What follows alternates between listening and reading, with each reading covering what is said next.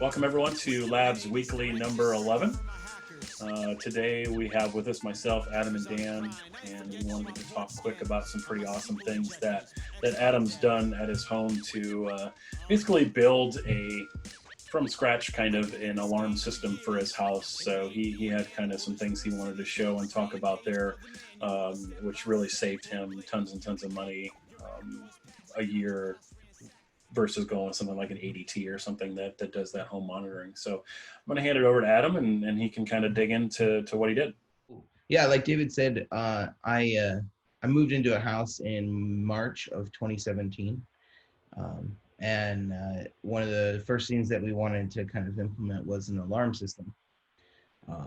And the house itself had a bunch of these kind of things already in the house. So on the left here, you see some wires hanging out of a hole in a door frame. I actually don't have any pictures of mine. That's just one I found online. But that's basically what my house looked like. All my door frames had tiny holes with wires tucked in, and when you pulled them out, it looked just like this. And then in the basement, I had this big bundle of wires. And like David said, when you build a new house, a lot of times these builders have deals with home security companies. So they immediately try to push and sell you on one of these home security monitoring systems, like an ADT. So I was faced with this classic dilemma, right? The buy versus build dilemma. So if you buy it, it's got a professional install, professional service. They'll call the police if necessary, but it is expensive. They have over $1,000 of upfront costs, and then they charge about $100 a month for all the services that we'd want. And it can only get more expensive from there. Not to mention that you basically have like a 1-year contract, so they could raise the rate the next year and the following year and the following year. And it just looked like it was going to be a lot of money. Some companies will actually say, we'll waive the upfront costs, but then they'll still charge you for the units that they have to install. And as long as they get that $100 per month and they get you to be a continuing customer, they're happy. So, or I could build, right? And if I were to build my own home security system, first off, it would be cheap. I could probably do it for under $200. I'd have full control over it, and it could be a fun project. So I started exploring that. I had a friend who had built his house around the same time, who was also exploring the same thing. So we were able to work together, and he helped me. He had finished his a little before mine, so he had helped me kind of implement this across my household. So the first thing I did was I went out and I bought some magnetic reed switches for all the door frames. Now, this is what a door frame looked like in my house. It had a hole, and I was able to pull the wires out, attach it to this magnetic reed, and shove it back in. This is the door frame. The door also had, the door didn't have anything. I had to manually drill a hole in the door to shove the other side of the reed into it. But the basic premise is pretty solid. When these two are touching, it's got that magnetic connection, and therefore it completes the circuit, and so therefore the door is closed.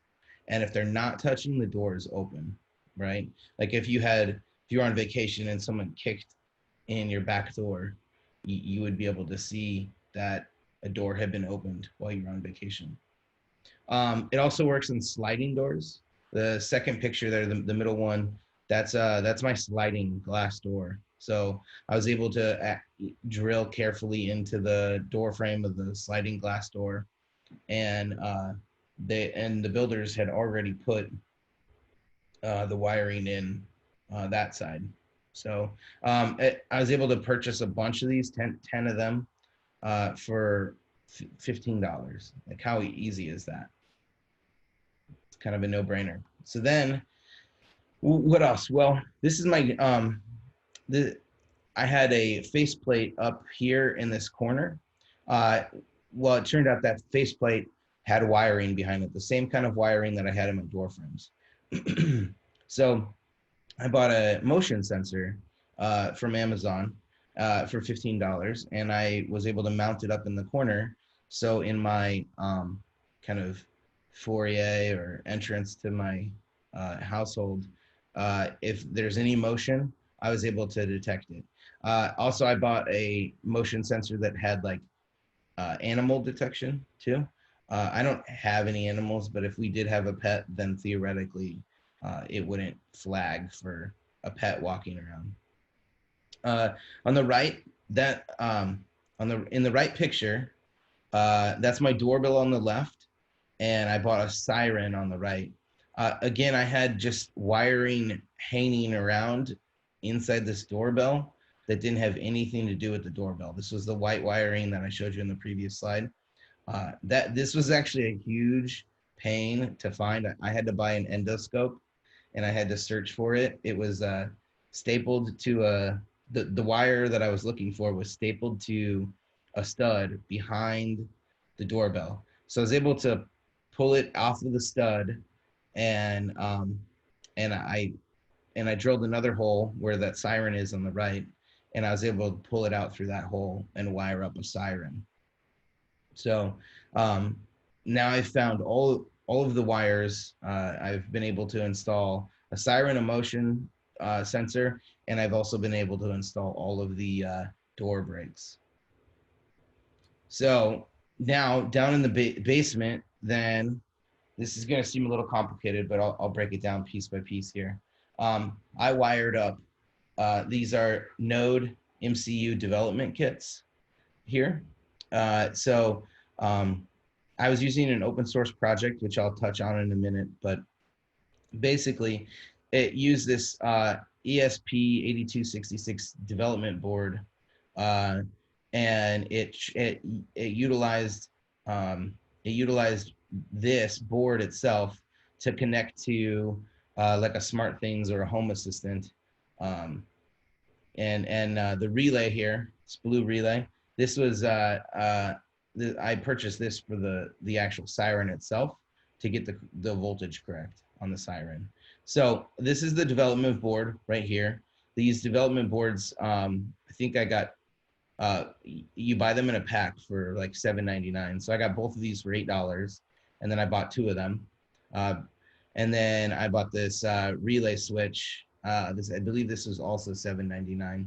I have prices at the end of the slide deck here, but so basically I took these wires and I ran them through, and I used jumper cables to set up pinouts.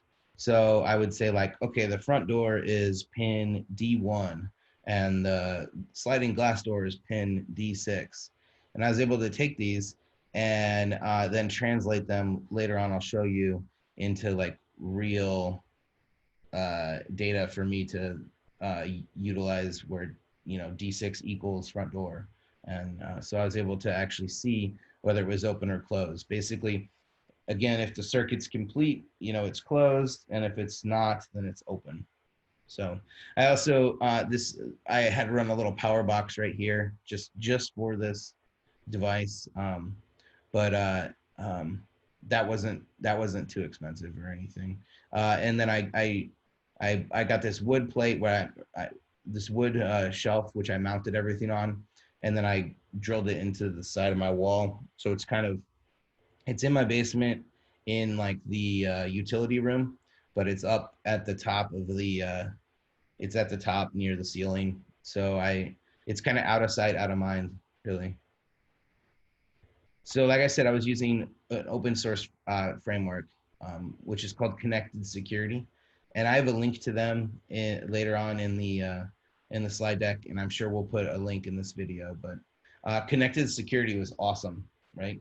They actually have a lot of different methods to set things up for you.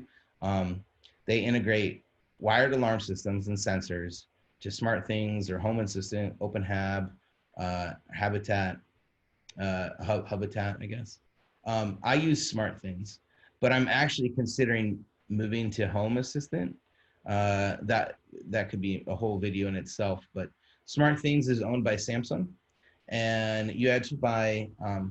Well, I'll cover that. You have to buy a hub with it, and it's really nice. But they just made a big switch from what they called Smart Things Classic to their new app, and the new app is, there's a little more that goes into it. So I haven't yet really explored it as much. So there's three components here. I'm not gonna really read death by PowerPoint here. I'll let you browse to connected security yourselves. It's pretty interesting, in my opinion.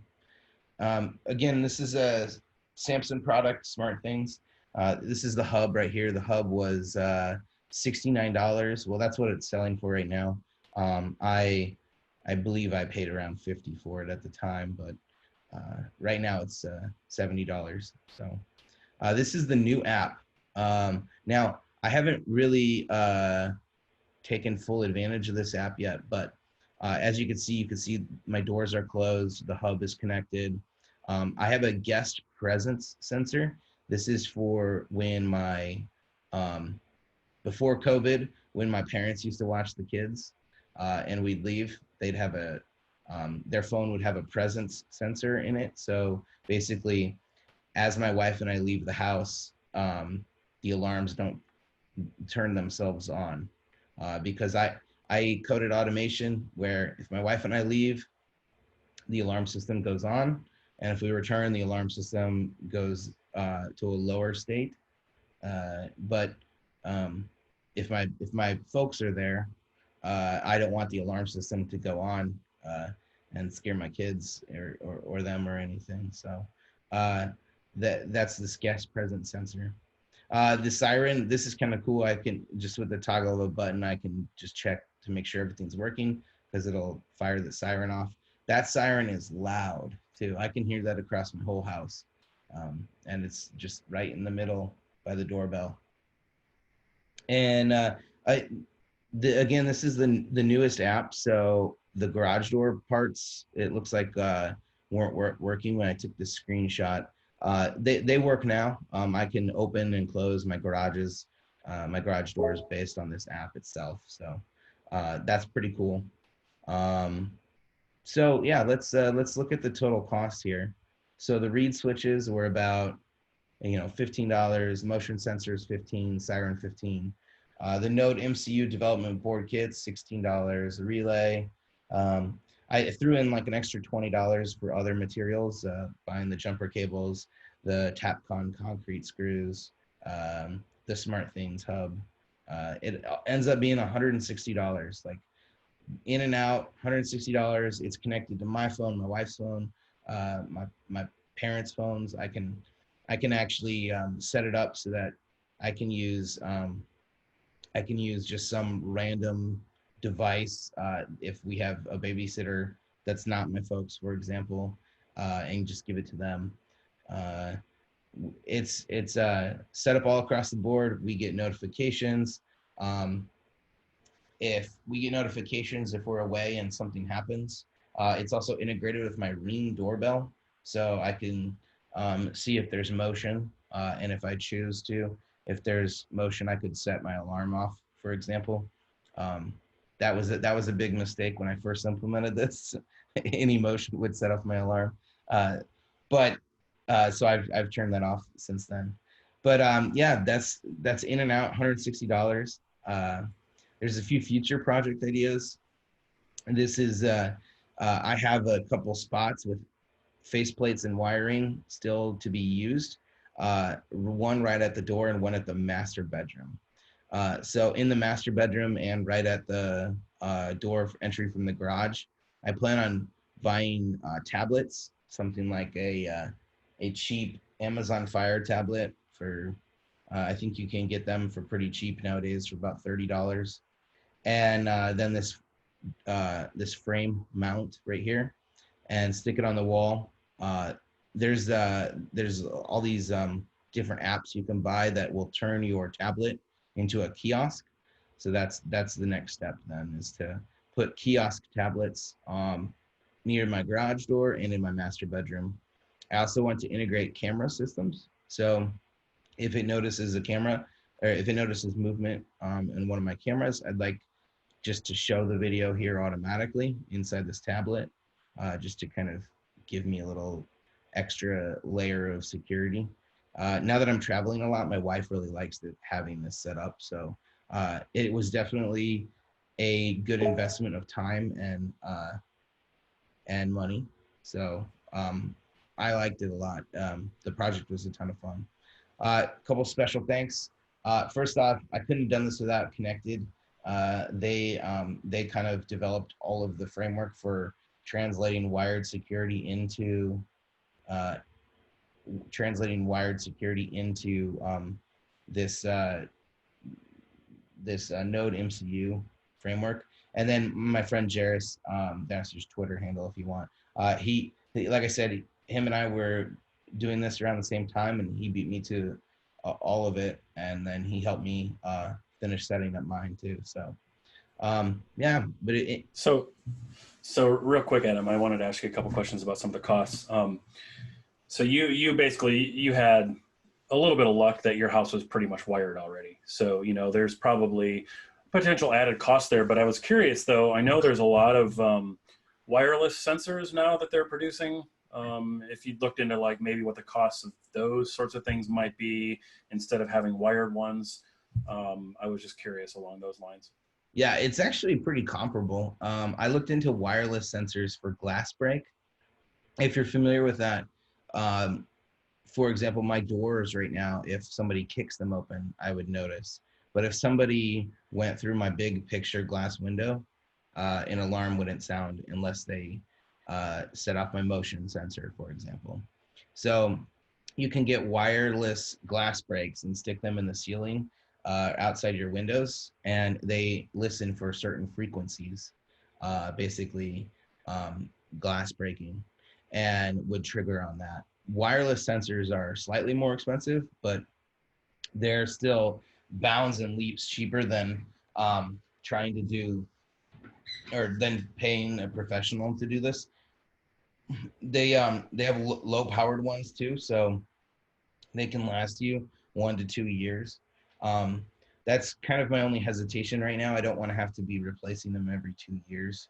Um, but yes, I was lucky that my house is wired up. If you wanted to do this to an older, most modern houses now have this put in because it's been such a good selling point. But if you wanted to do this to an existing house or an older house that didn't have wiring, I would definitely recommend looking into the wireless sensors. The wireless read switches are almost the same price, and maybe slightly more expensive, but they do wear out eventually, which is that's the big downside. So Yeah, It's not yeah. terrible You having know, to run wiring after the fact. You just need to be pretty comfortable with patching drywall, and because you usually have to, make several cuts and stuff like that. Especially going into the door frames could be a little tricky, but with fish tape and like the USB scopes, like you said, Adam, I think you had to get a scope. It's not terrible. Sometimes you do have to be a little creative about where you do the runs. Like I hardwired cameras into my house after the fact, which is a little bit easier because you have less points that you need to go to. Like with the mag sensors, you definitely want to get them on like every window and door frame, ideally, right? So it's a lot more contact points that you got to go to, and a lot more places you need to run. Ideally, you can find some type of concentrated location to kind of bring them all to, and then drop them down to wherever your panel is. Like I was able to run. I actually went up with my cameras. I went up into the attic and then over and found a closet that I dropped them all down through into the basement from the attic. And then I actually pulled some of my recessed lights to find a path in the ceiling to pull them through to go over to where I wanted the panel to live. It's definitely more time consuming to wire after the fact. That's why a lot of like the cable installers that you have come out, they'll just run those cables outside of the house and then like around and then like drill them back into your foundation and drop them in or run them under the carpet and stuff, all types of crazy jobs. Yeah. I can certainly understand pain points of somebody trying to do that, but I was lucky. Yeah.